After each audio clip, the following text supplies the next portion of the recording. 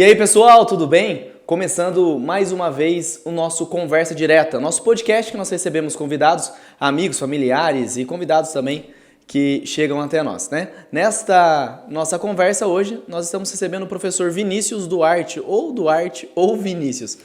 Bem-vindo ao nosso podcast. Eu agradeço muito pelo convite, para mim é uma alegria estar aqui com você, né? Meu amigo, meu irmão, meu compadre, meu patrocinador, meu incentivador, meu tudo. E com a equipe do escritório também, né? É a melhor equipe de toda a região. Sem dúvida, e te receber pra gente é uma honra, né? Você que já faz tantas palestras pra gente, no nosso dia a dia também, tá sempre em casa, é meu compadre, padrinho da Laura. E hoje nós vamos falar de muitas coisas. Vamos falar da sua vida, vamos falar sobre profissional, vamos falar principalmente para quem está nos acompanhando sobre virtude da ordem. Vamos falar sobre ordem na vida, sobre disciplina, vamos falar a respeito também de projetos, de sonhos. Então você que quer realizar alguma coisa, fica com a gente nesse podcast que vai ser espetacular, tá certo? Pode ter certeza que nós vamos fazer que o seu tempo não seja perdido, porque nós teremos uma baita de uma conversa direta nesse nosso podcast hoje, tá certo? Duarte, vamos lá então. Eu vou te chamar de Duarte, tá? Claro. Sem problemas? O que eu mais gosto é Duarte. É Duarte, né? Não tem como. E por que de Duarte, então? Na escola tinha 7 Vinícius, né? No mesmo ano, né? Isso que é no mesmo ano. Era 4 em uma sala, 3 na outra. Vinícius Depois era o Enzo desse momento? Aí depois 2 até saíram durante, mais 5 permaneceram, né? Era La Sálvia, Vilela, Ferreira, Duarte Barbosa, Santiago, o Torão e o Caveirinha, Santiago. que eu não lembro, Santiago, né? Que eu torei o Caveirinha, que eu não lembro o sobrenome. Era esses 7 aí. Então cada um era sobrenome e ficou Duarte. Eu prefiro porque como tem muito Vinícius, principalmente o pessoal da nossa geração, Duarte já sabe que sou eu, né? Só não pode ligar em casa e falar quero falar com o Duarte, porque todo mundo é Duarte. Né? Mas eles sabem que sou eu. Todo mundo é Duarte, mas sua mãe fala Vinicinhos. Verdade. Vinicius. Meu irmão já tem 40 anos, ela chama de Leandrinho. Leandrinho. Não 40 perde anos, costume. 2 filhos e Leandrinho. Então. Ô Duarte, então conta pra gente uma coisa então, a respeito, já que você falou da escola, como é que foi sua formação de criança? Depois a gente chega até a idade adulta aí. Então, curioso porque assim, durante o primário eu era um aluno exemplar, digo assim com humildade, né? Porque depois descambou. Mas assim, no primário eu gostava muito de estudar e realmente assim eu tinha uma facilidade, né? Então eu ganhei alguns prêmios. 4º ano eu ganhei o prêmio de 2ª melhor redação do Vale do Paraíba, sobre o Rio Paraíba. E aí a menina que ganhou, ela era filha de alguém que trabalhava no Rio Paraíba, o pessoal ficava falando, só ganhou por causa. Eu falei, calma, gente, eu tô feliz com o 2º lugar. Eu nunca fui competitivo, né? Então eu falei, gente, tá ótimo, quem que ficar com raiva da menina? Minha família ficou com raiva. Eu falei, não, tá bom. E aí na 5ª série, eu nem gostava de matemática, eu ganhei medalha de prata na Olimpíada de Matemática. Eu não queria nem ir, a professora queria. Minha mãe falou assim, não, vai lá, faz o que você sabe e vai embora, não se cobra muito e tal. Aí no final eu ganhei. Só que aí na 5ª série, uma professora, que não vou citar o nome, mas você sabe quem que é, começou a me perseguir, que ela perseguia, na verdade, 90% da sala. Eu desanimei tanto que eu desanimei de estudar, comecei a estudar só para a prova e tal. E aí eu fiquei todo o fundamental e o médio sem ter prazer em estudar, nem em ler direito. E aquilo que eu era no primário, né, um bom aluno, que eu gostava de estudar, eu parei por causa de uma intervenção humana. Então isso serve para a gente refletir, né? Como é que a gente pode impactar a vida das pessoas, seja para o bem ou para o mal, né? Principalmente de uma criança, de um jovem. Perfeito. E conta pra gente, então você chegou ali à 5ª série, depois você disse até o final do colegial, né? Uhum. Quando que foi o desejo de prestar uma faculdade, de prestar um vestibular, aliás, e para ir para uma faculdade? Como é que foi essa realidade de escolher a universidade que ia fazer? Qual que era o sonho de criança? Se realizou ou foi assim, eu vou fazer administração, que a gente sempre brincava assim na escola, lembra a nossa educação? Sim. Não sabe o que fazer, filho? Faça administração, né? Como é que é essa realidade sua aí para escolher a faculdade, escolher com quem você ia trabalhar, como é que foi isso? Então foi graças a um livro que eu li no 3º ano do ensino médio, do Augusto Cury, chamado Nunca Desista de Seus Sonhos, no qual ele conta a história de 4 grandes personagens históricos, né? Um deles é o próprio Jesus, tem Martin Luther King, tem o Gandhi, e esse livro é muito bem escrito e ele conta muito sobre a história pessoal dele. E eu me identifiquei porque ele comentou que ele teve algum problema psicológico, não lembro se era depressão ou se era ansiedade. Eu já estava com os sintomas de toque, então eu me interessei e pensei em fazer então faculdade de psicologia. Aí fiquei um tempo no cursinho e tal, mas no dia em que eu estava indo prestar o vestibular, eu passei branquinho na minha inscrição, que estava escrito psicologia, e mudei para gestão de políticas públicas, porque na época meu pai tinha sido candidato a vereador, eu tinha conhecido um pouco dos bastidores e achava que eu tinha condição de ser um político do bem e usar algumas facilidades que eu tenho de comunicação para a política, né? Perfeito. E achei que era um curso que eu poderia passar, que eu poderia gostar. Aí foi o curso que eu entrei, foi a minha primeira faculdade, né? Gestão de Políticas Públicas, que depois de 1 ano e meio eu me transferi para filosofia. Certo. Esse período de faculdade você fez na onde? Jacareí, São Paulo, São José dos Campos, Rio de Janeiro? Como é que foi essa realidade da faculdade? Eu fiz em São Paulo, na USP. A gestão de políticas públicas é num campus novo que fica no Tatuapé. Já a filosofia, ela é no campus principal mesmo, que é a cidade universitária, que fica no Butantã, né? Perfeito. Então foi em São Paulo todo o período. No começo eu morei lá com meu padrinho. Depois, quando minha grade estava flexível, eu ia e voltava de Jacareí, porque eu encaixei as minhas, não, até no de linha mesmo. Eu encaixei as minhas disciplinas nos mesmos dias. Então eu ficava o dia inteiro, às vezes até manhã, tarde e noite, mas para não precisar ficar todos os dias, eu ia 2, 3 vezes por semana o dia inteiro. E nos outros dias eu continuava estudando, né? E seus estudos, eles acabaram aí? Porque agora você já pegou o gosto pelo estudo, né? Já estamos numa outra fase da vida, né? Você já tinha passado por aquele trauma pós-livro aí, você pegou um gosto pelo estudo novamente. E como é que foi essa realidade de voltar a estudar e tal? Como é que foi esse período de faculdade? Esse gosto e o que mais você estudou nesse período, né? Vamos dizer assim. O meu gosto pelos estudos voltou quando eu estava começando a fazer curso pré-vestibular e na biblioteca tinha uma coleção bem grande daquela revista super interessante. Para onde é que olha mesmo? É para cá? Ou tanto faz para você? Então beleza. E a revista super interessante, ela faz assim reportagens sobre vários momentos históricos, sobre muitos temas, muitos assim envolvendo psicologia. Eu me interessava bastante. Embora depois eu fui notando que essa revista tem toda uma tendência, né, para o relativismo e tudo mais. Mas eu gostava muito e como eu comecei a ter sintomas de toque cada vez mais severos, eu comecei a voltar a estudar para tentar entender a mente humana. Por isso que eu queria fazer psicologia, né? No início. Então, eu comecei a voltar a pegar gosto pelo estudo aí, estudando para o vestibular. Depois, na faculdade, ao estudar filosofia política, dentro do curso de gestão de políticas públicas, eu vi que eu tinha que ir para a filosofia, porque, de alguma maneira, tratava de temas ainda mais profundos do que a psicologia, que se concentra mais na mente humana, mas a filosofia fala sobre temas mais gerais ainda, né? E no final acaba estudando um pouco sobre a mente humana também. E aí depois de fazer toda uma graduação em filosofia, na hora de fazer o mestrado, eu escolhi um mestrado que era uma junção entre filosofia e psicologia. São os textos de um filósofo e teólogo, São Tomás de Aquino, que, baseado no filósofo Aristóteles, estuda a mente humana, faz ali uma psicologia filosófica, por assim dizer, e aí foi que eu comecei a estudar no mestrado. Então eu acabei sempre gostando dessas 3 áreas, filosofia, que foi a graduação, psicologia no mestrado e teologia, que eu comecei a estudar por fora. E estudando para o mestrado foi na mesma universidade? Na mesma universidade, na USP. Perfeito. E diante dessa realidade de universidade federal, hoje, para quem está nos assistindo, você aconselharia, falar assim, realmente envie o seu filho para uma universidade federal, que lá é o local onde ele vai crescer, tanto tecnicamente, que é aquilo que se espera de uma universidade, quanto como pessoa? Como é que é para você essa realidade das universidades federais aí? Então, depende da área, né? A área de humanas, que é a que eu conheci melhor, eu não recomendo, porque não só o ambiente é ruim, porque por estar marcado pelo relativismo, mas o próprio curso é tendencioso, ou então é muito burocrático, engessado. A pessoa, hoje em dia, com a flexibilidade que a internet traz, é totalmente possível a pessoa ter uma formação boa, sem ser por uma universidade pública, e ela depois seguir carreira na aula, na área, sem ter aquela formação. Porque hoje em dia o pessoal, eles analisam mais se aquela pessoa realmente mostra que tem competência no assunto. Se você faz um curso e vê que o curso funciona, você vê que a pessoa tem propriedade, o pessoal já começa a aceitar. Eles vão conferir, mas qual universidade que é? Se não for uma muito nomeada, eu não vou querer. Hoje em dia não. Hoje em dia você prova pelo que você faz, não pelo seu diploma, entendeu? É o caso do inglês, né? Lembra que nós colocávamos currículo vitae, inglês intermediário. Não, coloca avançado, senão ninguém vai te contratar. Então. Entendeu? Não importa isso, né? Importa se você sabe de fato o inglês, né? Não importa se o seu currículo está escrito avançado. E você não é, porque a gente fazia isso quando era jovenzinho. Mas o meu inglês ele é avançado ou ele é intermediário? Não, coloca aí que seu inglês é júnior.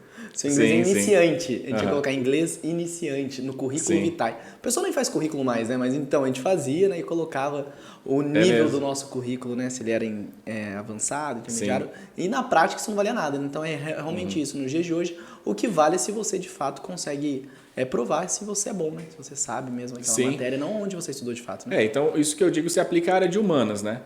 Na área de humanas vale muito isso. Talvez em alguma outra área, assim, de biológicas ou exatas, aí conte mais a formação. Mas de um jeito ou de outro, existem outras alternativas que não as universidades mais renomadas e a pessoa tem que estar ciente que nas universidades públicas existe uma tendência muito grande para o relativismo, né? Perfeito. Voltando então nessa área de estudo, e aí, como é que foi a iniciação para o trabalho? E eu já vou entrar numa realidade da ordem. Quando que você viu que você via que você já era organizado? Porque para quem está nos acompanhando aqui, o Duarte ele é muito organizado, realmente tem uma disciplina além da conta. Só que ele sempre fala, gente, isso daqui é possível de se treinar, entendeu? Então é por isso que eu quero chegar nesse ponto. Quando você viu assim, opa, é possível de se treinar, eu sou organizado, eu sou isso. Como é que foi sua vida de criança nessa parte da disciplina, da ordem, para chegar e alcançar dentro do estudo um sucesso, vamos dizer assim? Olha, até os 10 anos, assim como eu era um aluno exemplar, eu também era muito organizado, né? Então, em parte, por causa da minha tendência mesmo de personalidade, né? Sempre gostei de organização. Tanto assim que eu tive muita dificuldade de me adaptar na escola, tanto no pré quanto na primeira série, que aí mudou de escola. Só que o que aconteceu? Uma professora de outra sala me acolheu, com a autorização da minha mãe, então eu transferi de sala. Quando eu cheguei nessa professora Berenice, me lembro até hoje, ela é católica, tudo. Quando eu cheguei nessa sala, ela tinha uma ordem, uma disciplina extrema, era igual ao exército, assim. Ela tinha até uma régua de madeira de 1 metro que ela socava na mesa das crianças que não gostavam, né? Que não se comportavam. Tinha um menininho chamado Leonardo, ela socava tanto a régua na mesa dele que levantava um pó de giz, assim, sabe? Porque a lousa, às vezes ela usava para fazer um negócio na lousa. Quando eu cheguei lá, e todo mundo levantava assim, recitava o alfabeto inteiro e tal, levanta, senta e tal, não sei o quê. Eu adorei, porque eu senti segurança. Na hora que eu vi que o negócio estava organizado, eu falei, essa professora tem tudo sob controle. Tudo sob controle, aqui eu estou seguro. Então foi que gostei, então eu sempre gostei disso. Meu pai é extremamente organizado, ele coloca adesivo nas gavetas, nas coisas, é tudo separado e tal. Beira o toque, que depois a gente pode falar sobre o toque, que é uma coisa que, né, ronda a minha família aí, sei lá desde qual geração. Meu pai tem, eu tenho. E só que depois dos 10 anos eu fiquei bem mais desorganizado. Tanto assim que o Danilo Batalha, nosso amigo, né, de infância, um dia ele estava na minha casa, estava preparando suco de couve para mim. Ele falou, cara, você bebendo suco de couve e dormindo 9 horas da noite, eu não consigo me conformar. Porque, tipo assim... A gente assistia Jô Soares. É verdade. Não, a gente dormia muito tarde, né? Quando a gente era adolescente, dormia muito tarde. O Danilo também gostava de dormir de madrugada. A gente comia muito lanche, né? E os caras fizeram dívida lá no Du e tudo, né? Não, que isso, vocês eram sócios do Du. O Du conheceu vocês pelo nome. A gente fez isso também. A gente quem era não sócio sabe, e ficava devendo de lá. lanche, um lanche, né? Uma lanchonete que vende lanche, né? Então, assim, desses... Que fica perto de casa. Sim, e os dois eram gordinhos, os dois gostavam de comer, era todo dia. Todo dia. Ele só não ia quando não tinha dinheiro, mas na hora que abriu a conta, e era todo dia, porque era só marcar na conta. Aí quando eu recebi o presente de Natal, que era em dinheiro, tinha que gastar tudo para pagar a conta lá, né? De lanche. Então, né, o Danilo ficou impressionado, porque realmente eu não tinha mais, né, nenhum hábito assim muito forte de organização. Voltou quando, por ter ficado doente, né, quando eu tinha uns 10 anos atrás comecei a ter sintomas de saúde, aí eu tive que procurar sobre nutrição para ver como é que eu conseguia remediar. E aí eu comecei a acompanhar os médicos que falavam, olha, por causa do relógio biológico, você tem que tentar fazer as coisas mais ou menos no mesmo horário, é bom dormir cedo, acordar cedo, etc e tal. Aí que eu comecei a organizar minha rotina, eu entendi que era importante e comecei a praticar, né? Foi a partir daí, a partir de doença, né? E conta, você adotou a ordem, né, na sua vida, vamos dizer assim. Eu vou falar sobre o livro do José Maria de Almeida, para quem está nos acompanhando, que eu comprei lá na Depósito da Fé e utilizo sempre esse livro. Ainda apresentei algumas pessoas comprando no site da Depósito da Fé. Tem no Instagram Depósito da Fé. Esse livro mudou minha vida, A Virtude da Ordem, porque eu venho de uma família de acumuladores, né? Então, minha mãe, minhas tias... Vai na casa da minha mãe, tem 2 geladeiras, 2 freezers... Esses dias minha mãe tinha uma moça precisando de uma geladeira, tinha uma geladeira lá em cima, e eu falei, mamãe, vamos doar essa geladeira. Mas por quê? Nós estamos usando. Eu falei, mamãe, mora 2 pessoas na sua casa. Você tem uma geladeira para cada pessoa, entendeu? Não, mas é uma dor na minha mãe, né? Então eu convivi nesse ambiente, então de fato estava também tendenciando para isso. E quando veio o livro do José Maria de Almeida, ele caiu como uma bomba na minha vida, né? Que é essa virtude da ordem. Para quem está nos acompanhando agora, que está se sentindo meio desorganizado, você fala assim, é aquilo que a gente vê no podcast, olha só, se você é desorganizado, acorde às 4 da manhã, não é? Acorda às 4, toma banho gelado, viu? Toma banho gelado. Depois que você tomar banho gelado, você vai ler um salmo, ou então um provérbios, você lê um provérbios, levante e sacuda a poeira, porque a ordem é disciplina, aí pronto. É assim na prática? Como é que funciona essa realidade da ordem? Então, eu acredito que não. É só um detalhe que meu pai tem 7 geladeiras. O pai do Duarte também é acumulador, né? Além de ser organizado, mas ele é um acumulador organizado, né? A gente mora no... E tem quantas xícaras, né? Quantas canecas? Eu não sei quantos que tem, mas deve ter mais de 100. Sua mãe falou assim pra mim, rapaz, deu um vento esses dias, fiquei, meu Deus, tomara que caia tudo. Sua mãe é muito engraçada. Ela torce pra pegar fogo quando acontecer alguma coisa com as tranqueiras do meu pai lá no assim, fundo, Começou um vento, eu fiquei pensando, e não cai. Eu não sei como que o Berê amarrou Sim. aquelas coisas ali, que elas não caem, aquelas xícaras. Sim. Mas essa questão que você comentou muito bem, porque hoje em dia tem muito essa tendência assim, de querer fazer as coisas na marra, né? Como se tudo dependesse da força de vontade. E aí responsabiliza a pessoa, para de culpar os outros, para de colocar isso, é responsabilidade sua, acorda tal hora, faz tal coisa. Mas, na verdade, parte desses processos dependem mesmo da força de vontade, mas outra parte depende da mente, depende da estratégia, depende da clareza mental. Então, você pode comparar com cômodos de uma casa, né? Se você arruma, por exemplo, aqui, está tudo arrumado nessa área do escritório, para que você ganhe tempo e tal. Vai dar certo quando você estiver aqui, mas se na cozinha estiver tudo desorganizado, você vai perder tempo na cozinha, você vai perder tempo no banheiro. Perfeito. Então, a vida também tem áreas. Então, não adianta você... organizar, por exemplo, a área, né? Que eles começam, tem que acordar tal hora, tem que fazer tal coisa, que você não tem só um corpo, você tem também uma mente, você tem um espírito. Então, a ideia é você ir tentando ter uma ideia clara de quais são as áreas e ir tentando organizar todas as áreas progressivamente. Então, organizar o seu espírito através de uma rotina de oração, que você vai progredindo, você não vai começar rezando o rosário se você não rezar nada, o rosário inteiro lá, ficar mais uma hora rezando. Você vai rezar um mistério do terço, que dura 5 minutos, bem feito, bem meditado, bem rezado. Aí depois você vai para 2, quando vê, está rezando o terço inteiro. Aí você vai ver se você vai na missa de final de semana, tudo bem, né? Mas aqui é obrigatório, mas você não tem alguma missa que você pode ir e tal, qual que vai ser as práticas espirituais, se você vai ter algum livro espiritual. Na parte mental, como é que vai ser assim, estou lendo algum livro, estou tendo um tempo de reflexão, isso é importantíssimo, depois a gente pode falar mais. Porque para alcançar a ordem no fundo começa na mente. Tudo começa na mente, né, se você pensar. Então, se você não tiver ordem na mente, clareza mental, dificilmente você vai conseguir ter ordem nas coisas que você faz. Porque existe uma ordem que já vem desde Aristóteles, outros filósofos e teólogos seguiram, né, como por exemplo São Tomás, que é assim, primeiro você entende algo e considera aquilo como sendo, por exemplo, assim, bom, verdadeiro, interessante, aí gera em você uma inclinação, uma vontade de fazer aquilo. Então, é a parte da vontade. A última parte é fazer, né? Aí você vai fazer aquilo que você entendeu que é bom, aquilo que você tem vontade de fazer porque você entendeu que é bom, e aí você vai e faz. Então não adianta começar só com o que você tem que fazer. Passa também pelo que a pessoa tem que entender antes de fazer. Por que a ordem é necessária, quais são os benefícios que vão trazer para a vida dela. Qual que é o contraste da ordem? Se a minha vida estiver muito desorganizada, vai ser como? Aí a pessoa contrasta. Como que é a minha vida organizada e a minha vida desorganizada? Passa por isso, né?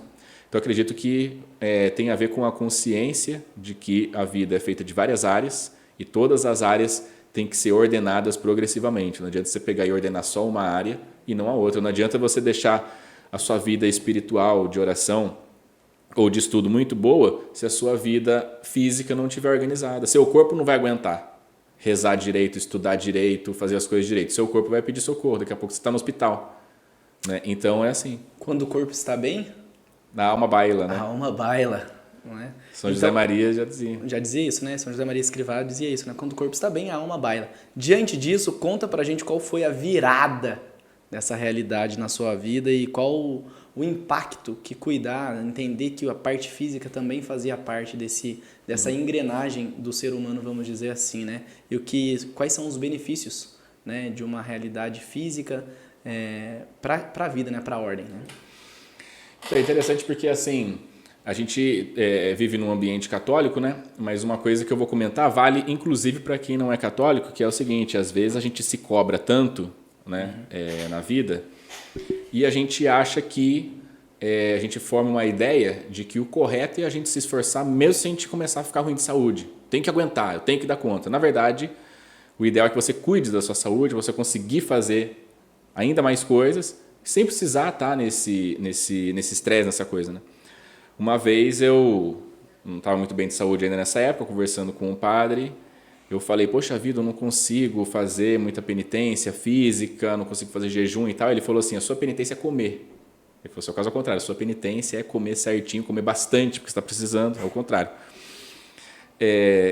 Então, nesse sentido, assim, como é que aconteceu, né?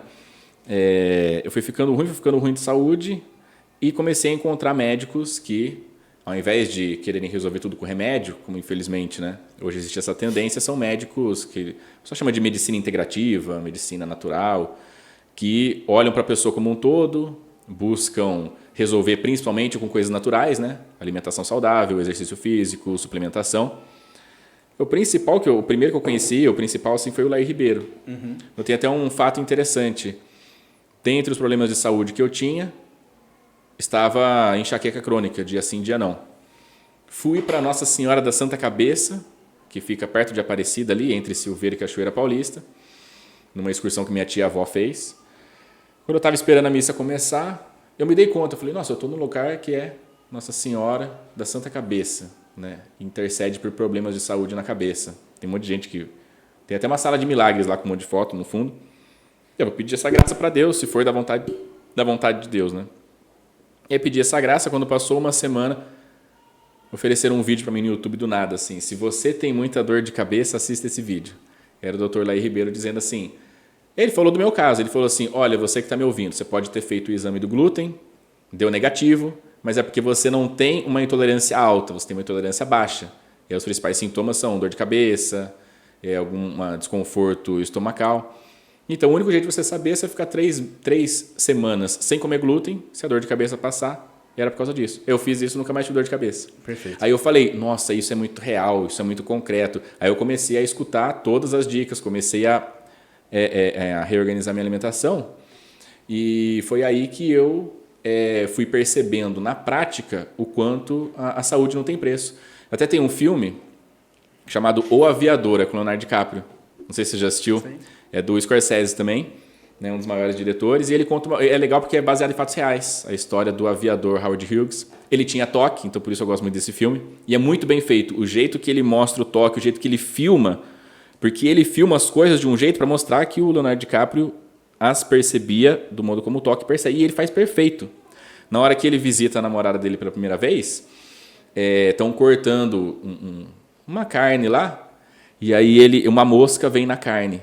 Aí a câmera dá um zoom, o Leonardo DiCaprio começa a ficar assim, tá olhando aquela mosca, o pessoal oferece para ele, ele não lembra se ele come ou não, mas aí ele olha a carne, aquela carne mal passada, ele começa a ficar com nojo, fica tenso assim. É exatamente assim no toque, né? Em várias coisas. Mas aí é legal porque na hora que ele tá almoçando com a família da namorada, né? Ele não tá se importando em agradar. Ele era um cara assim muito convicto, né? Ele era do jeito que ele era. Aí a mãe dela, que era toda fresca, né? E apesar de ser rica, eles queriam dar uma assim de esquerdistas e tal, aí ela fala assim, não sei o que lá, aí não sei o que ele fala de dinheiro, ela fala assim, aqui a gente não se preocupa com dinheiro, a gente não gosta de falar de dinheiro, não se preocupa com dinheiro. Aí ele fala assim, porque vocês sempre tiveram. Aí ela fala assim, perdão, ele fala, porque vocês sempre tiveram, então por isso que vocês não sabem a importância do dinheiro e tal. Eu que já, né, e aí ele fala isso. Saúde é a mesma coisa. Quem já perdeu a saúde, quem ficou um tempo sem saúde, muitas vezes nota o quanto é ruim você ficar, perfeito, entendeu? Então, quando eu ficava na fila para ser atendido lá em São Paulo, o pessoal tudo destruído, tadinho, o pessoal que ficava esperando lá na fila do atendimento, o pessoal assim com bengala, outros com a perna torta, uns sem perna, e eu nem sabia o que eu tinha, estava esperando o diagnóstico, aquela angústia e tal. Depois que passou tudo, eu comecei, né, a ver o quanto essas coisas melhoravam a saúde, eu falei, nossa, vale a pena. Então, aí, às vezes, quando você tem a opção de ter uma alimentação ruim, mais prazerosa, né? Ou quando você tem a opção de sair da sua rotina devido a algum não, eu quero dormir mais tarde para fazer tal coisa. Na hora que você pensa o quanto você ganha de saúde seguindo uma rotina ordenada, você fala assim, não, eu prefiro isso, entendeu? Porque o pessoal acha que o preço é alto. Por isso que entender é um necessário. Exato. O pessoal acha que o preço é muito alto de você ter uma alimentação saudável. Mas, na verdade, quando você entende que isso está conectado com a saúde, você fala, não, isso aí é o que me leva para a saúde. Então, na verdade, eu estou ganhando com isso daqui, entendeu? Então, é uma forma de você perceber diferente. Eu não me sinto preso. Nossa, tô preso a dormir cedo, tô preso a ter alimentação saudável. Não, é isso que me traz saúde. Eu sei como é que é ruim não ter, então eu quero ter saúde. Para mim é ótimo, você me dá isso aqui, entendeu? E só pra gente entender, como é que é a sua rotina, então, que hoje, o que você faz hoje, até pra você falar um pouco de rotina, como é que é a sua rotina de a hora que você acorda, a hora que você dorme, o que você faz no meio do dia? Quem é o Vinícius hoje? Para quem está nos assistindo, para quem está nos acompanhando hoje, quem que é o Vinícius, né? A minha rotina atualmente, já faz um tempo, né? É mais ou menos assim. Acordo mais ou menos sempre no mesmo horário, né? E tenho uma rotina matinal que envolve alimentação, alongamento, algumas orações. Tento ir para a missa. E aí.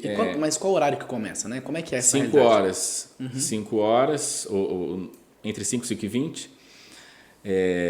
Aí a rotina matinal dura mais ou menos 1 hora, né? Tomo suplementos, faço a primeira refeição, que já é arroz, feijão, omelete, já minha refeição é bem... O café da manhã já é arroz e feijão. O café da manhã é isso daí, né? Eu nem gosto do termo café da manhã, porque café é um alimento que eu não gosto, né? Não no sentido do gosto, mas no sentido assim... Da propriedade. Isso, o quanto ele é idolatrado, sendo que ele é perigoso. Não vou falar para a pessoa parar de tomar, né, que é ruim. É controverso entre os nutrólogos, alguns né, não se importam, mas ele é no mínimo perigoso. Não devia ser uma coisa assim que o pessoal vai tomando e vai.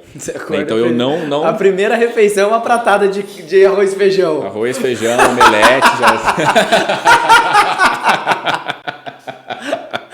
Já é assim, já. Deve ser legal num apartamento, né? O cara acorda às 6 horas da manhã, já um arroz e um feijão. É porque eu tenho metabolismo muito acelerado, então eu tenho que ter um consumo calórico muito alto, senão eu fico muito magro, eu sumo, entendeu? Perfeito. Então cada caso é um caso. De café e feijão? Quanto de café e feijão? Olha, 50 gramas de arroz. É pouco, então. 50 gramas de arroz, 40 gramas de feijão e um omelete que pesa mais ou menos 50 gramas. Perfeito. Mas aí tomo também uma suplementação que tem mais caloria, tem proteína e tal. Então é bem conversado. 6 horas da manhã. 5h30, 15 para... 6 horas da manhã eu termino de comer assim, né? Certo. Aí depois eu vou pra missa. Comer o seu café da manhã de arroz e feijão e vai pra missa. Porque na verdade assim, tem que ter o jejum eucarístico de 1 hora, né? Então Perfeito. Eu sempre tenho que terminar de comer antes de 6h20. Perfeito. Né? Porque a Eucaristia é entregue nas missas semanais que são curtas por volta de 7h25, né? Pela média. Mas eu termino antes, né? Tipo 6h10. Aí vou pra missa. Por que eu coloquei essa rotina? Eu falei assim, olha, eu tenho a oportunidade de ir na missa mais vezes, porque eu não tenho filhos. Tenho saúde para ir e tal. Então eu me senti meio na obrigação, praticamente, de fazer isso, né? Já que eu me sinto bem menos exigido do que os meus amigos que são pais de família. Eu vejo que eles são exigidos em várias responsabilidades, no tempo com os filhos ficam doentes. E é lindo você ver o quanto a pessoa ama Deus, ama o próximo, nesse contexto familiar. Então eu penso, eu que estou com esse tempo, estou com essa disponibilidade, vou fazer isso. Que eu já começo o dia também fazendo algo relacionado a Deus, né? Me encontrando ali com Deus. E é interessante, uma vez, 2021, eu lembro que era o dia 30 de agosto. Não, 30 de julho, uma sexta-feira. Aí o padre Cadu começou a missa, ele falou assim, olha, hoje é dia de sexta-feira, penitência, já começou pelo frio que estamos passando. Estava 1 grau, sem brincadeira. Eu acordei, olhei meu aplicativo, que é bem preciso, 1 grau. Foi um dos dias mais frios que eu já vi. Você passava na ponte e não enxergava nada, tudo neblina.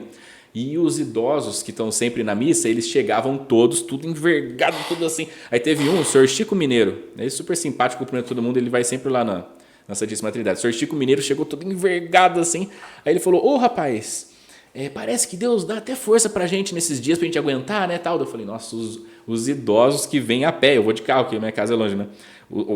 A pessoa é idosa, eu sou mais jovem, né, do que eles. A pessoa é idosa, vem a pé, no frio, e vem. Eu falei assim, eu vou vir também, né? Pensei comigo, né? Então isso aí me animou. Aí depois, de manhã, que é o momento em si que eu me sinto com mais criatividade, eu cuido de coisas que envolvem criatividade, assim, coisas que têm a ver com trabalho. Então, ou eu estou dando aula presencialmente, ou eu estou preparando aula, se eu não estiver na aula presencial, preparando curso, preparando slide. É o horário que eu me sinto criativo para eu criar aula, curso, ou dar uma aula, né, se eu estiver lá presencialmente. E aí, no período da tarde, faço exercício físico. Exercício físico o quê? Corre, joga futebol, academia? Não, academia. Academia, eu tenho que tomar muito cuidado com cardio por causa da minha condição, né, de emagrecer muito, né? Então, o cardio tem que ser assim, bem limitado só para dar o efeito mesmo, né? Cardiorrespiratório, que é bom para a saúde, mas de resto tem que tomar cuidado, senão já começa a emagrecer, já começa a perder, né, a musculatura. Então é mais musculação mesmo. E só pude, né, só tive liberação médica, vamos dizer assim, para começar em 2023. Então não faz tanto tempo, mas estou gostando muito. Inclusive, no caminho para a academia, eu passo sempre em frente ao hospital no qual eu fiquei internado uma vez. Fiquei muito ruim, achei que ia morrer, porque meu apêndice estava quase explodindo. Aí me operaram às pressas e tudo mais.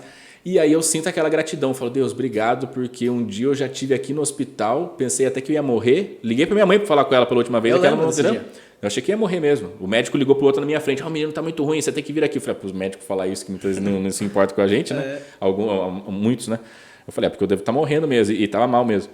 Eu passo, nossa Deus, hoje eu tive a oportunidade de recuperar tanta saúde e posso até fazer exercício físico. Então eu vou para academia assim, feliz, entendeu? Né? E tal. E aí faço exercício físico no período da tarde. Quando dou aula à tarde, aí fica, né? Final da tarde, começo da noite, mas eu sempre vou. E também faço estudos no período da tarde, né? Para ter um momento assim de estudo todo dia, eu tento garantir que durante a tarde tenha um momento ali de estudo, em que eu não estou criando algo, eu estou absorvendo algo. Porque essa é uma técnica que até tem um pensador americano, William Lane Craig. Ele é considerado o maior apologeta do mundo. Ele participa daqueles grandes debates assim, em que ele disputa com os ateus o tema da existência de Deus e ele vai argumentando, né, filosoficamente, cientificamente, factualmente, por vários fatos assim, envolvendo a ressurreição e tal. Por que Deus existe, por que o evangelho é crível, né, tudo indica que os acontecimentos são todos factuais e tal. E ele falou isso, olha, o que eu faço? Ele é escritor, é palestrante e tal. De manhã, que é o horário que eu estou com a mente mais fresca, que eu acabei de acordar e tal, eu deixo para as atividades que intelectualmente são mais difíceis, né? Então, de escrever livro, de criar coisa. De tarde, aquelas que são médias. E de noite, mais leve, já vou descansando, entendeu? Então, eu tento fazer isso. De tarde, eu não estou mais criando, eu estou absorvendo algo. Estou estudando algo que de pouquinho em pouquinho eu vou aprendendo, né? E você estuda são todos os dias, então você estuda todo dia. Eu estudo todo dia. Só que boa parte do meu estudo é por áudio, né? Então, o pessoal acha que a gente depende dos livros apenas, né? O livro é bom, porque o efeito que a leitura tem no cérebro realmente é um efeito, assim, muito bom. Porque além de te trazer as ideias, você faz uma decodificação daqueles símbolos que estão ali, porque no fundo são símbolos, né, as palavras, que para o cérebro é a melhor coisa que tem, realmente. Porém, hoje em dia a gente tem muito material no áudio. Seja o áudio isolado, né, quando você pega só um MP3, ou um áudio acompanhado de vídeo, mas que se você pode ficar escutando, né, uma palestra no YouTube, por exemplo, você não precisa ver o vídeo. Então é muito conteúdo. Então, assim, o pessoal fica falando, nossa, Duarte, você deve ler muito, você devora os livros e tal. Eu falo, olha, boa parte do que eu... Acho que a maior parte do que eu sei, eu aprendi por áudio e não por livro. Por quê? Porque eu ia muito para São Paulo por causa da faculdade, então era o tempo inteiro no fone, fazendo curso. Audiolivro, audiobook. Audiobook.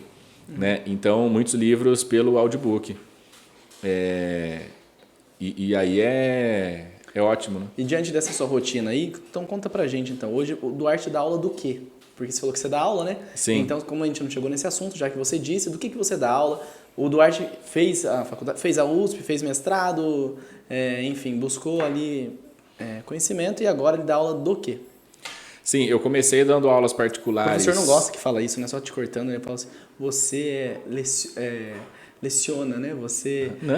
pra mim... Tipo assim, e a gente tá acostumado com isso, né? Não me importa, não. Ô, professor, do que você dá aula, né? Sim. Professor, do que você trabalha, né? O pessoal falava isso na escola, lembra? Sim. Não, eu trabalho de professor, mas que mais?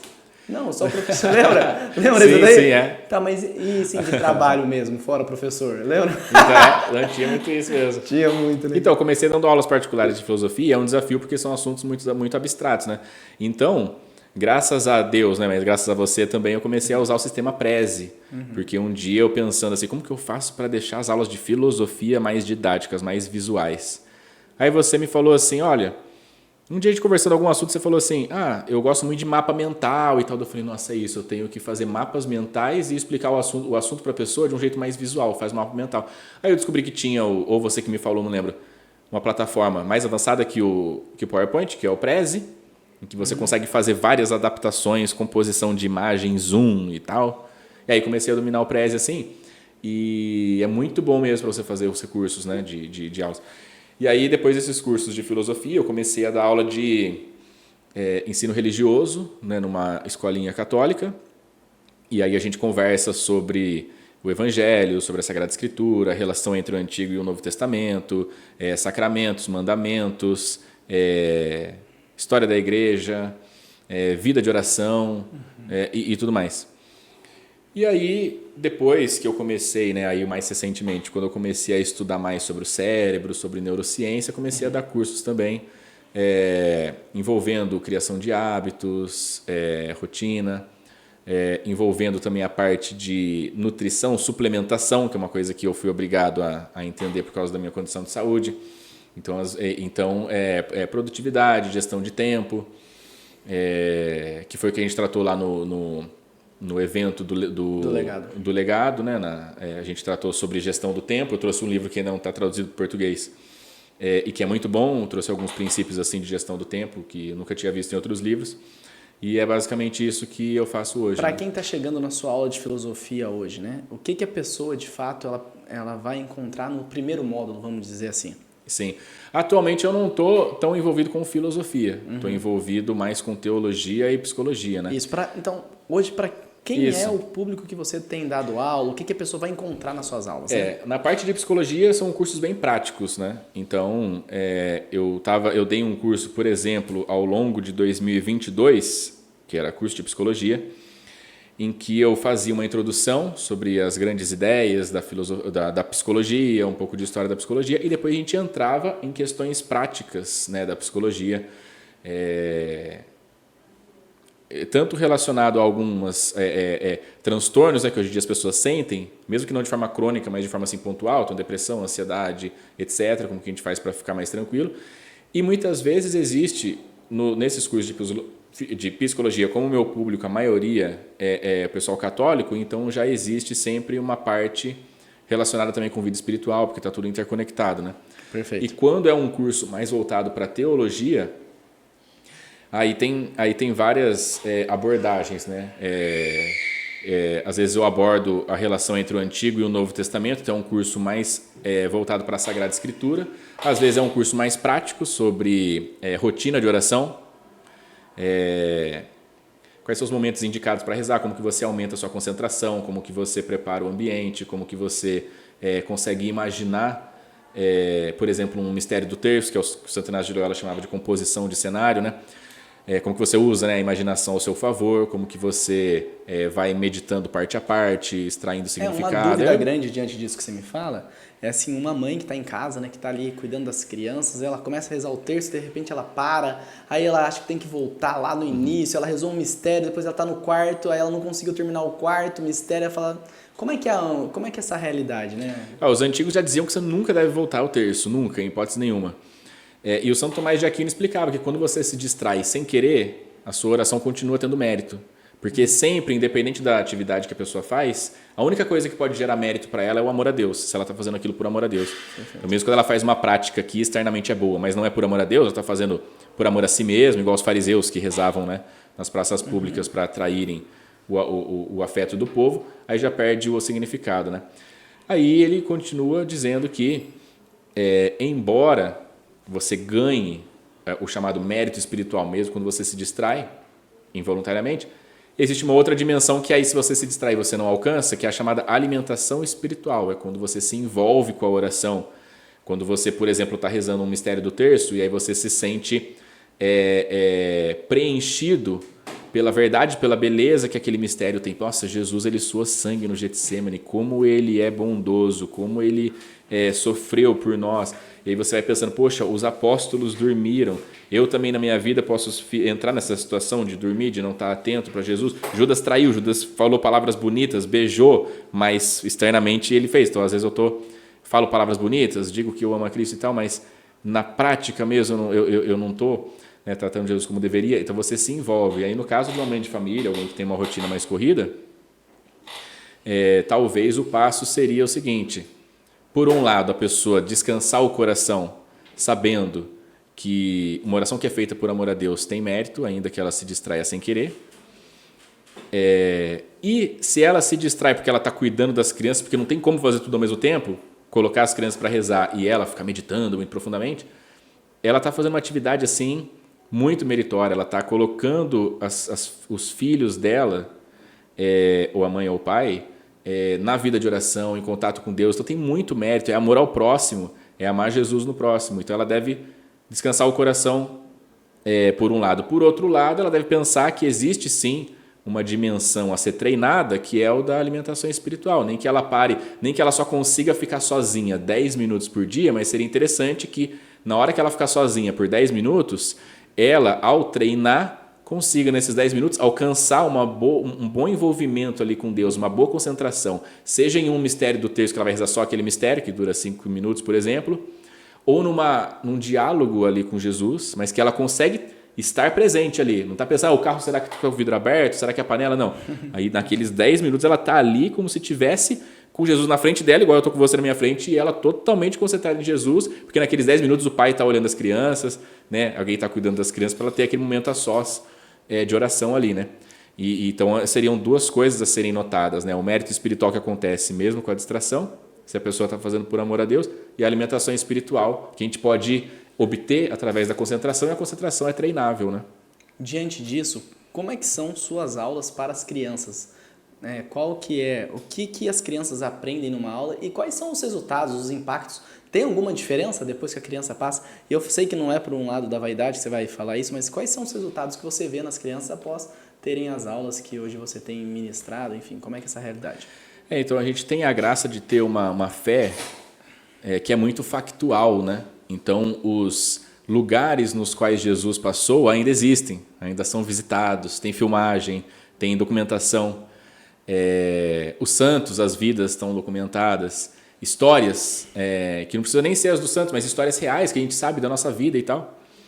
Então, uma coisa que eu sinto que impacta as crianças é isso. Eu comento muito com elas detalhes do texto do Evangelho, para que elas compreendam que ali é uma situação real. Então, a última ceia. E as crianças de quantos anos? Porque quantos anos? A partir de 8 anos. De 8 até 13, mais ou menos, entre 8 e 13. Então a gente já estudou, por exemplo, a fundo a última ceia. Então Jesus começa a última ceia falando: desejei ardentemente comer essa Páscoa convosco antes de sofrer. Aí quando Jesus fala: um de vós irá me trair, o texto diz assim que os apóstolos começaram a ficar aflitos, começaram a se entreolhar. A gente começa a mergulhar na cena. Eu mostrei para eles como é que era a mesa de uma ceia naquela época, que não era do jeito que a gente imagina, assim, só comprida, né? Ela forma como se fosse um U ao contrário, que as duas pontas eram servidas e tal. E aí a gente foi imaginando como então que imagina eles se entreolhando, imagina eles pensando: nossa, o que é isso, o que está acontecendo e tal. A gente vai acompanhando o diálogo. Mestre, serei eu? E você vai fazendo gesto? Quem eu passar, vou fazendo. Então eu tento usar de recursos que passem para as crianças esse entendimento do quão real são aquelas situações, né? Então eu vou explicando, vou interpretando, às vezes eu mostro imagens ou filmagens dos locais sagrados, ou de túmulos de santos e tudo mais. E gosto muito, né? Isso é uma das coisas que mais as crianças gostam, histórias reais. A gente tem um momento da aula que chama Histórias Reais. Aí eu conto a história de alguém que é próximo, assim, para elas se sentirem perto, né? Então até às vezes eu levo convidados especiais também nessas aulas. Então tem um primo meu que ele sofreu um acidente quando tinha 9 anos. Sofreu um grande impacto na cabeça, perdeu parte dos movimentos, quase morreu e tal. Levei meu primo para contar a história dele, de como que ele sobreviveu, porque os médicos falaram que ele ia morrer, de como que ele perdoou o menino que empurrou ele da rede, que era um menino levado que causou, e hoje tem contato com um homem até hoje, que hoje tem filhas, mora em São Paulo e tal. Ele perdoou o agressor. E elas ficam muito impactadas, conta histórias reais, que tinha um programa na Canção Nova que era Gente de Fé. Uhum. Cada episódio, e eu assistia, então eu conto para eles. Teve uma mulher que ela teve um filho com cerca de 5 meses apenas, era muito prematuro, todo mundo falou que ia morrer. A criança era tão frágil que os ossinhos, assim, qualquer movimento, quebrava o dedo, quebrava o osso. Trouxeram um homem do Nordeste para fazer para ela. O cara ele tinha a capacidade de fazer um bebê conforto a partir da banheira de boneca. Então ele pegou a banheira de boneca, forrou com espuma e fez um bebê conforto. Aí a partir daí conseguiram encaixar o menininho, que era muito pequeno, e ele parou de se quebrar.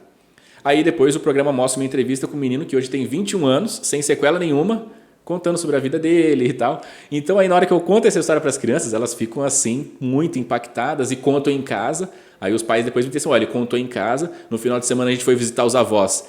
Ele contou para os avós, no almoço de família, ele pediu a palavra e falou para 15 pessoas que estavam lá no churrasco, ele começou a contar a história, o pessoal gostou, então começa assim. Aí alguns falam assim, ele inclusive ele contando a história, não sei se você se importa, mas ele te imitou, que eu tenho, né, um jeito de falar assim. Então eu falei, não, eu até gosto assim, né, eu me sinto, né, lisonjeado deles me imitarem, né. Então, acaba acontecendo muito isso. Essa parte de histórias reais impacta muito, porque eles sentem que está perto deles, né. Contei a história de quando a minha irmã, aos 8 meses, eu acho, engoliu o alfinete aberto. Aí por um milagre passou inteiro e depois, acho que depois de uma semana, foi eliminado naturalmente na fralda.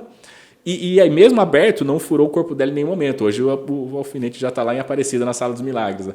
Então eles ficam assim impressionados. E aí eu tento contar a história de um jeito envolvente, né? Essa da minha irmã, como é que eu conto? Né? Eu começo a falar, olha, tinha uma menininha que em 1980, lá em Jacareí, então começa a contar a história, não conta que é minha irmã, entendeu?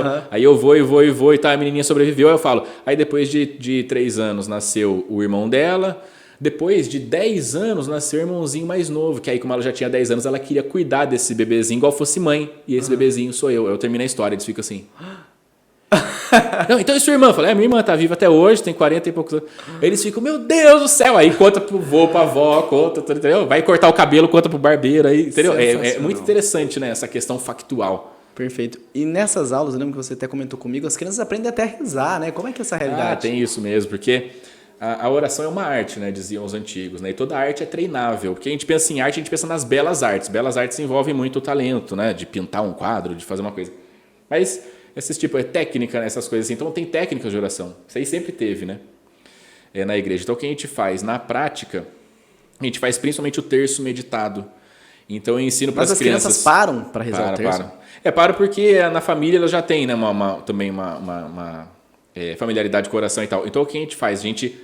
A gente prepara o ambiente, a gente faz exercício de respiração, que eu conheço por causa da neurociência, exercício de respiração, para que elas fiquem mais calmas. Aí a gente fecha os olhos, a gente imagina a cena de forma... Eu vou começar a narrar a cena, começa a dar muitos detalhes da roupa dos apóstolos, a barba dos apóstolos, a luz da lua iluminando o Jardim das Oliveiras, Jesus chegando com os apóstolos, começou a ficar aflito. Aí na hora que eles estão bem conectados, a gente começa a rezar aquele mistério. Por exemplo, a agonia de Jesus no Jardim das Oliveiras. E aí, antes de cada Ave Maria, a gente pega um trechinho para meditar, porque aí se você vai de degrau em degrau fica mais fácil. Jesus chegou e estava angustiado. Ave Maria, cheia de graça. A gente está pensando só nisso. Pois, disse, sinto minha alma numa angústia mortal. Ave Maria, cheia de graça. Se afastou e rezava sozinho. Pai, se queres, afasta de mim este cálice. Ave Maria, cheia de graça. E é impressionante, assim, o quanto as crianças conseguem se concentrar. Tem crianças, eu fico com o olho aberto para eu ver, né, como é que está sendo assim a concentração delas. É coisa assim de 90%, elas ficam com o olho fechado do começo ao fim. E teve uma vez que a gente fez uma meditação de Semana Santa, porque estava se aproximando da Semana Santa, e a gente meditou a traição do Judas. E eu fui explicando, eu fui comentando, né? A gente estava rezando, não sei, a gente estava rezando o terço e tal, aí eles estavam tão envolvidos que só de eu narrar a cena, eu não fiz nenhuma dramaticidade, eu só narrei a cena. Então Judas se aproximou e disse, Judas se aproximou com um beijo no rosto e disse, salve, mestre. Algumas crianças assim, continuaram com o olho fechado, você via lágrimas escorrendo assim, de tão envolvidas, elas estavam conseguindo captar o significado. E depois elas vieram conversar comigo, elas falaram assim, nossa, eu fico muito triste com a traição do Judas, porque ele era amigo de Jesus, né? ele viveu junto, ele tal. Então eles entenderam o que significa a traição do Judas, não é que foi entendeu? Ele era apóstolo, inclusive, tudo indica o cumprimento ali dos apóstolos com Jesus, igual o filho com o pai era o beijo no rosto. Aí ele falou para os guardas, vai estar escuro, mas eu vou indicar quem é Jesus, vou dar o beijo no rosto, porque eu tenho acesso a ele. E aí com um beijo no rosto ele fala, salve, mestre, e entrega Jesus para os guardas, né? Então você vê que nesse sentido foi alcançado, né, o que o Santo Tomás de Aquino chama de graus de concentração na oração, que é quando você não só está conseguindo imaginar a cena, mas você está conseguindo entender o significado que aquilo tem, o quanto aquilo é profundo, o quanto aquilo é significativo, né? E para quem está nos acompanhando aqui nesse podcast, nesse caminho final do nosso podcast, como que a gente faz para ter concentração, para ler um livro, para parar? Como é que é essa realidade? Ainda mais numa sociedade que a gente está falando muito de ansiedade, de estar todo mundo acelerado, eu sou muito acelerado. Então como é que uma pessoa faz hoje para ter uma concentração? Tem gente que não consegue ler um livro, né? não consegue parar e tal. Como é que a gente faz nessa realidade para aprender, ter essa concentração? É treinável, não é? Como é que é essa realidade? Ah, não, tem que parar e daí, pronto. Olha, é treinável, é treinável. Eu acredito assim que hoje tem tanto material na internet, né? Se a gente for imaginar no YouTube, a pessoa precisa então, por exemplo, fazer uma pesquisa assim, exercício de respiração para se acalmar. Alguma coisa vai aparecer. Pode aparecer lá a chamada respiração da caixa, né? Que foi inventada acho que pelos Navy SEALs americanos, que é 4, 4, 4, 4, 4 segundos inspirando, 4 segundos prendendo, 4 segundos soltando, aí prende de novo, né? Aí por isso 4, 4, 4, 4. Ou pode ser uma outra... Inicia-se pela respiração, então. Na verdade, assim, o grande ponto é aquilo que eu falei. Se a pessoa quiser ter mais concentração, ela vai ter que tentar corrigir vários aspectos ao mesmo tempo. Mas ela não precisa ficar assim... desesperançosa, mas ela tem que pensar assim, como que eu faço para acalmar o meu corpo? Faz uma pesquisa sobre isso. Como que eu faço para ler um pouco mais? Que é uma questão mental, a gente está saindo do físico e está indo para o mental. Por que eu estou falando isso? Porque é igual quando você vai no médico, se a pessoa está muito ruim, vamos imaginar que a maioria hoje em dia, todos nós, vivemos uma sociedade que é um monte de informação, um monte de coisa que não importa. A gente está com excesso de informação, excesso de estímulo, o cérebro está liberando muita dopamina. Então é igual você ir no médico, o médico olha seu exame, não adianta só ele falar assim, para de comer açúcar. Não, você tem que parar de comer açúcar, você tem que parar de tomar álcool, você tem que beber mais água, é várias coisas ao mesmo tempo, então não tem como, entendeu? Então, concentração é a mesma coisa, várias coisas ao mesmo tempo.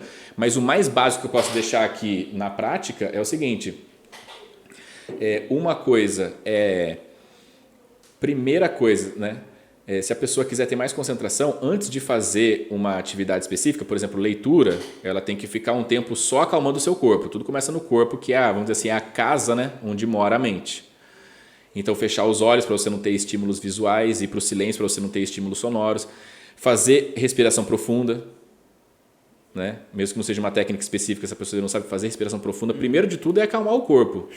Senão já nem vai dar certo. Você vai começar a ler, o seu corpo não vai aceitar ler, entendeu? Você vai começar a ler, o passarinho passou, eu lembrei de responder uma mensagem no celular, será que o vidro do carro foi abaixado? Não vai dar. Então, primeiro começa no corpo, não tem jeito. E aí depois, vamos supor que você vai fazer uma atividade de leitura. Quanto mais clara ela tiver, mais fácil é de se concentrar. Então, você já pode pensar de antemão quanto tempo que você vai ficar lendo. Algo que não seja muito longo, porque senão a pessoa não vai conseguir mesmo, vai ficar desanimada. Então, fala assim, quanto tempo eu acho que eu consigo me forçar a me concentrar aqui? 5 minutos? Então, naqueles 5 minutos você vai colocar um alarme, não vai fazer nada, você não vai ver o celular, não vai conversar com ninguém. É 5 minutos só lendo. E aí, dentro desse contexto, você pode usar a técnica que até o Jim Kwik, que é um professor especializado em cérebro, em memória, né? um americano, embora ele seja de origem oriental. O Jim Kwik ele ensina, né, o do triplo S, né, que do inglês Small Simple Steps, né, pequenos passos simples. Então você vê que o seu limite de concentração é 5 minutos de leitura, você vai fazendo aquilo por uma semana, na outra semana você sobe para 7, na outra semana você sobe para 9, na outra semana. Se você tiver uma constância, vai ajudar, né? E é uma questão de equilíbrio também. Às vezes a pessoa quer começar fazendo algo muito difícil. Então ela tem que aliar às vezes uma alegria, um prazer lícito naquilo ali. Então ler um livro que ela começar através de um livro que ela gosta, uma história que envolve, um tema que envolve, para aí depois ela ir indo para ela ir para livros mais técnicos, mais exigentes, entendeu? A gente às vezes quer, se a pessoa compra essa coisa que é comum hoje, você é o senhor do seu destino, você tem que fazer tal coisa. A pessoa fala, então eu vou pegar um livro de técnico e vou ler 200 páginas por dia. Não vai dar certo, entendeu? Você tem que fazer algo a longo prazo, aí sim vai ter resultado, né? Perfeito. Então, é mais ou menos assim, você indo gradativamente é uma coisa que ajuda. E diante dessa realidade do hábito, né, da leitura e também da concentração nessa realidade, quais são os cursos que você pensa em ofertar, né, agora? Onde que as pessoas vão te encontrar? Na internet, no telefone? Como é que faz, né? Meu filho quer ter uma aula, você falou que dá aula para crianças de 8 a 13 anos, vamos dizer assim, para adultos também. Como é que faz para te encontrar? Como é que é essa realidade, fora esses cursos, né, o Hábitos para as Crianças, onde envolve, qual que é o conteúdo do curso? O que uma criança vai encontrar, um adulto vai encontrar num curso do professor, assim, vamos dizer assim? Eu fiz um meu Instagram uma vez, por incentivo de um irmão meu chamado Denis. Aí depois eu desativei, que é uma coisa que eu não gosto e tal, mas aí no congresso, né, que aconteceu ano passado, congresso em junho. Como é que era o nome do congresso lá mesmo? Era...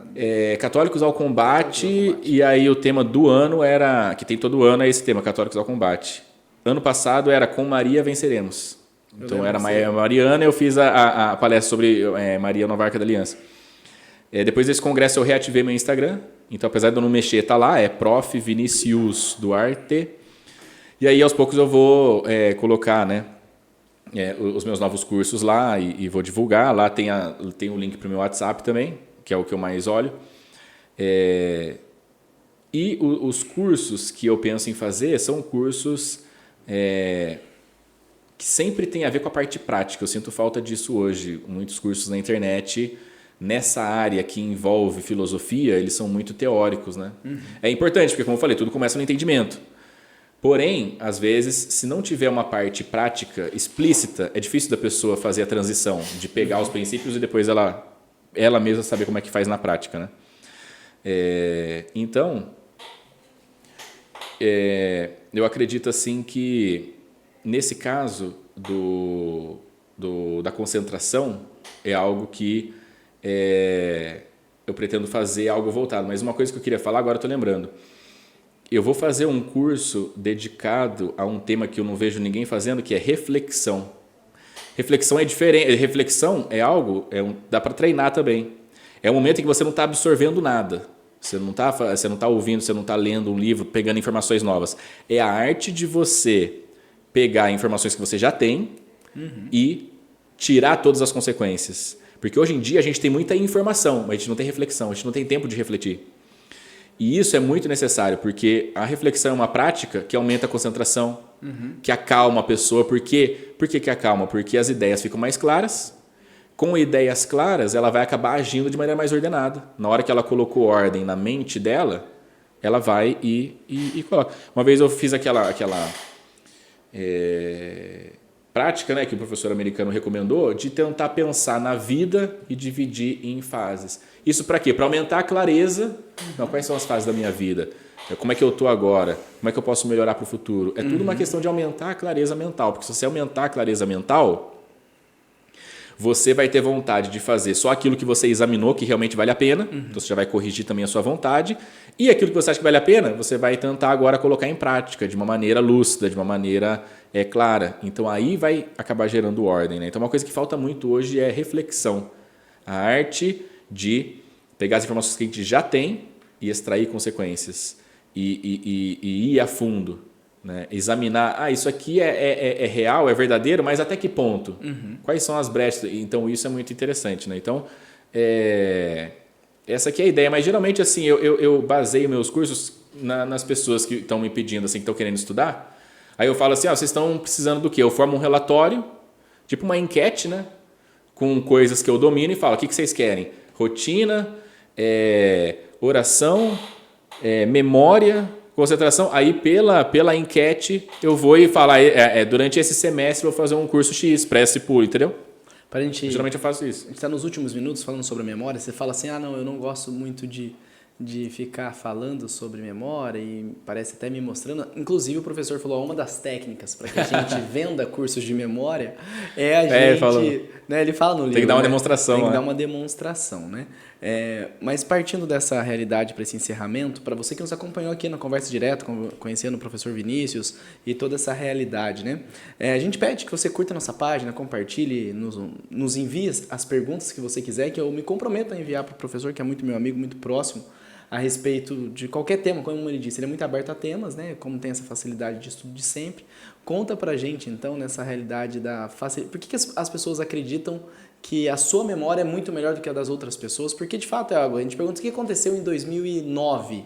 Aí você sempre fala e tal. O que faz com que uma pessoa, para a gente partir para encerrar, tenha uma boa memória, vamos dizer assim, que ela consiga lembrar fatos importantes, pelo menos. Às vezes a gente acaba a missa, a pessoa pergunta qual que foi o evangelho, aí a gente para e pensa, fala, meu Deus do céu, esqueci o evangelho da missa. A minha desconcentração está tão grande, né, nesse exemplo que eu estou dando, não só minha, mas de muitas pessoas, que a gente não consegue parar 5 minutos para concentrar em algo, gravar e depois você poder explicar para alguém. Um exemplo que eu disse do evangelho, mas pode ser com qualquer coisa. As pessoas perdem a chave do carro, a pessoa perde a chave da casa. A pessoa vai sair de casa, não acha a chave, fica 10 minutos perdendo tempo.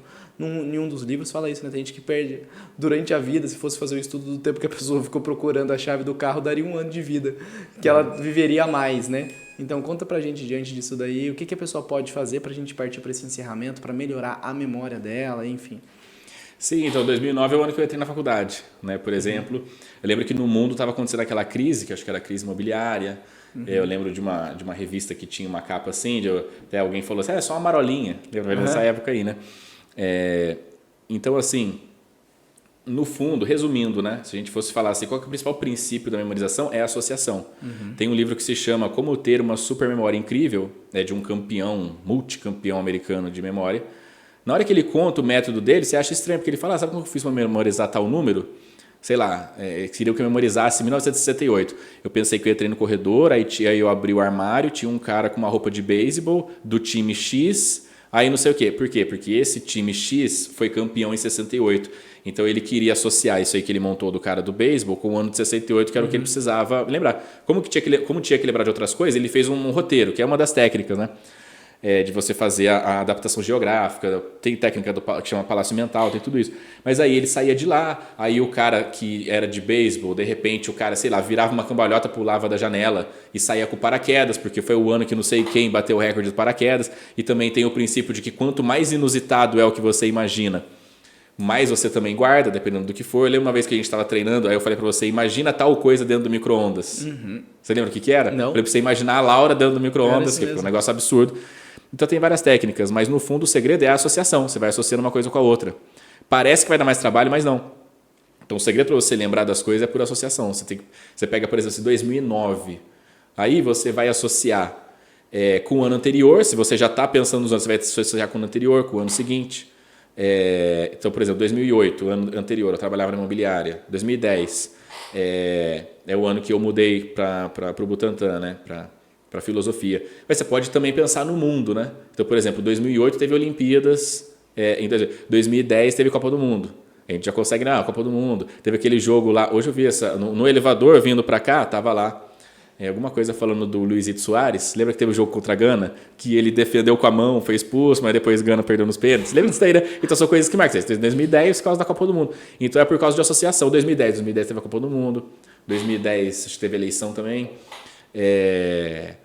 E assim, por associação é que a gente vai fazendo. As técnicas são várias, mas todas, no fundo, todas usam associação. Não tem como, porque a mente é assim. Perfeito. Até o cérebro funciona assim, um neurônio vai conectando com o outro e vai formando a rede, né? A rede neural. Vinícius, ou Duarte, né? Obrigado pela sua presença. Eu que agradeço. Você que está nos acompanhando e puder compartilhar esse nosso podcast, também nos encontrar nas redes sociais aqui do nosso escritório, do nosso Conversa Direta, também através do Spotify, que o nosso podcast está liberado também no Spotify, se você está nos acompanhando lá, tá bom?